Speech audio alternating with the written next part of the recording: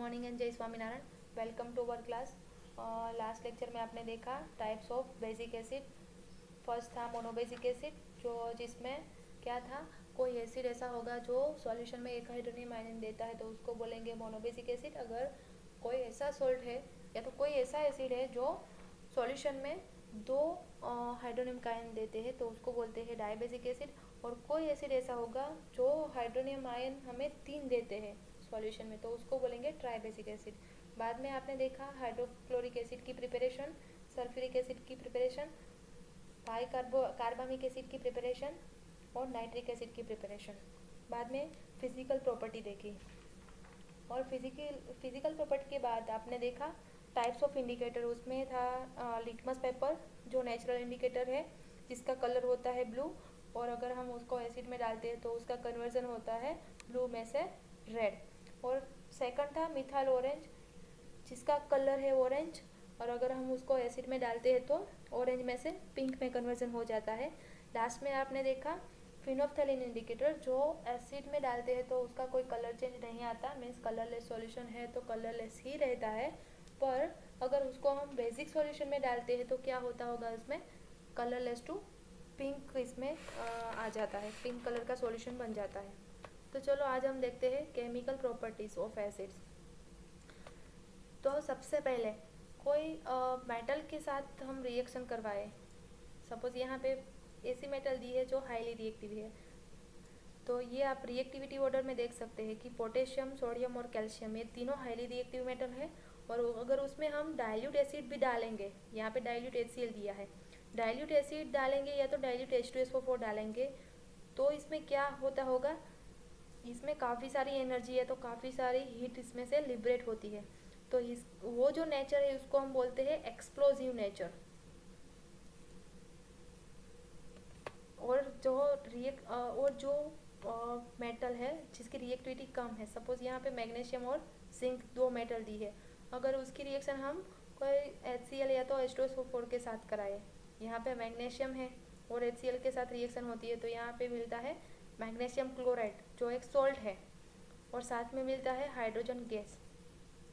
तो ये hydrogen gas है वो यहाँ पे अपवर्ड एरो दिखाया है, इसलिए इसको हम क्या बोलेंगे, ये गैसियस फॉर्म में लिबरेट होता होगा। साथ में यहाँ फेरस है, उसकी रिएक्शन सल्फ्यूरिक एसिड के साथ करवाई है तो यहाँ पे फेरस सल्फेट मिलता है और साथ में हाइड्रोजन गैस का लिबरेशन होता है, और यहाँ पे भी अपवर्ड एरो दिखाया है। सेकेंड रिएक्शन है रिएक्शन विथ बेसिस।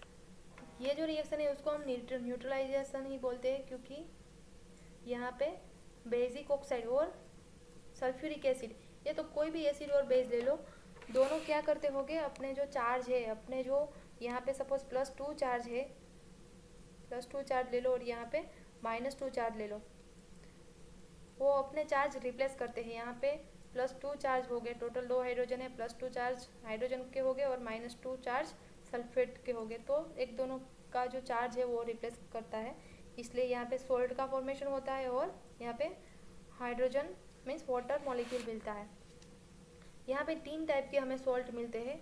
फर्स्ट है एसिडिक सॉल्ट, सेकंड है बेसिक सॉल्ट और तीसरा है न्यूट्रल सॉल्ट। एसिडिक सॉल्ट हमें कैसे मिलता है कि कोई स्ट्रॉन्ग एसिड की रिएक्शन अगर हम वीक बेस के साथ करवाएंगे तो जो सॉल्ट मिलेगा उसका नेचर होगा एसिडिक, और कोई स्ट्रॉन्ग बेस के साथ रिएक्शन करवाएंगे हम वीक एसिड के साथ तो जो सॉल्ट मिलेगा वो बेसिक सॉल्ट मिलेगा हमें, उसका नेचर होगा बेसिक। और कोई स्ट्रॉन्ग एसिड और स्ट्रॉन्ग बेस दोनों के बीच में रिएक्शन होती होगी तो जो सॉल्ट मिलता है वो उसका नेचर होगा न्यूट्रल, तो उसको बोलेंगे न्यूट्रल सॉल्ट। तो ये आपको याद रखना है। और कोई वीक एसिड या वीक बेस के बीच में भी रिएक्शन होती है तो जो सॉल्ट मिलता है वो न्यूट्रल सॉल्ट मिलता है। तो आइए आप नोट डाउन कर लो।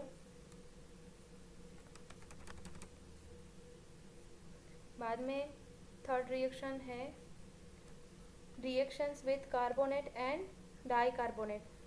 कार्बोनेट एंड डाइकार्बोनेट की रिएक्शन या तो बाइकार्बोनेट की रिएक्शन हम HCl के साथ करवाते हैं तो क्या इसमें से मिलता है, ये देखना है कि कैल्शियम कार्बोनेट है, इसकी रिएक्शन हम हाइड्रोक्लोरिक एसिड के साथ करते हैं यहाँ पे जो कोएफिशिएंट है यहाँ पे 2 दिया है, इसका मतलब क्या है, यहाँ पे 2 मोल हाइड्रोक्लोरिक एसिड लिया है, डबल हाइड्रोक्लोरिक एसिड लिया है इसकी कंपेयर में।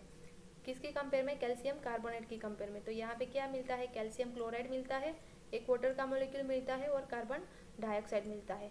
आपको देखना यही है कि कौन सा गैस है वो यहाँ पे लिबरेट होता है। यहाँ पे कार्बन डाइऑक्साइड गैस लिबरेट होता है। अगर कैल्शियम बाइकार्बोनेट की रिएक्शन आप हाइड्रोक्लोरिक एसिड के साथ करते हैं तो यहाँ पे कैल्शियम क्लोराइड मिलता है और 2 मॉलिक्यूल ऑफ वाटर के मिलते हैं और कार्बन डाइऑक्साइड गैस का लिबरेशन होता है।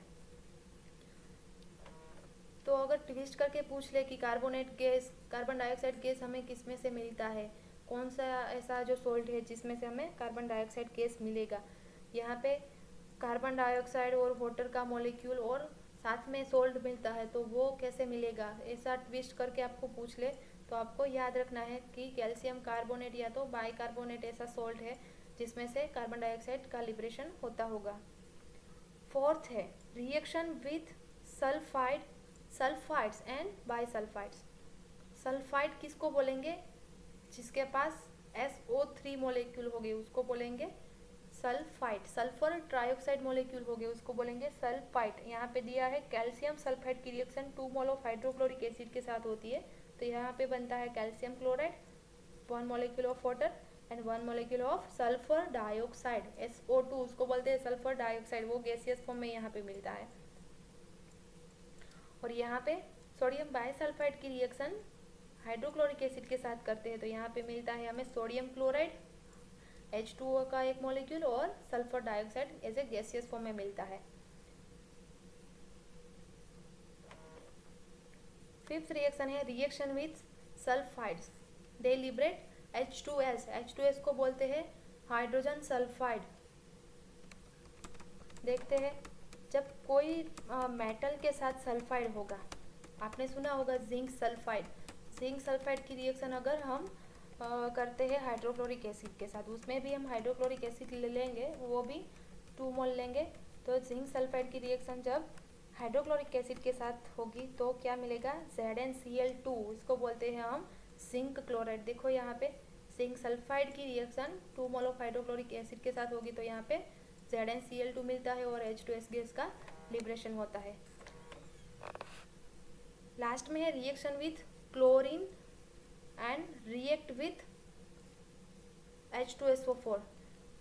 कोई क्लोरीन होगा, मीन्स कोई भी मेटल के साथ अगर क्लोराइड गैस होगा, क्लोरीन मॉलिक्यूल, क्लोरीन एलिमेंट होगा और उसकी रिएक्शन सल्फ्यूरिक एसिड के साथ करेंगे और कंडीशन रखेंगे अबव 200 डिग्री सेंटीग्रेड, तो यहाँ पे हमें मिलेगा सोडियम बाइसल्फेट का मॉलिक्यूल और हाइड्रोक्लोरिक एसिड गैस लिबरेट होता होगा। तो यही रिएक्शन है कि क्लोरीन है वो H2SO4 के साथ रिएक्ट होती है और बाद में यहाँ पे हमें हाइड्रोक्लोरिक एसिड गैसियस फॉर्म में मिलता है। ये ओनली सल्फ्यूरिक एसिड के केस में ही पॉसिबल है कि कोई क्लोराइड यहाँ से लिबरेट होके सोडियम से दूर होकर यहाँ पे हाइड्रोक्लोरिक एसिड बनाएगा। यहाँ पे सल्फेट SO4 है तो SO4 -2 उसका जो चार्ज होगा यहाँ पे -2 होगा, ये यहाँ पे लिखा है, उसको बोलेंगे हम सल्फेट। SO3 -2 होगा उसको बोलेंगे सल्फाइड और S-2 होगा उसको बोलेंगे सल्फाइड। ये यहाँ पे -2 सब में दिया है, वो उसकी वैलेंसी है, ये आपको याद रखना है। तो आज के लेक्चर में इतना ही है, सबको नोट्स बनानी है और मुझे सेंड करनी है, ये आपको याद रखना है। Thank you so much for watching it.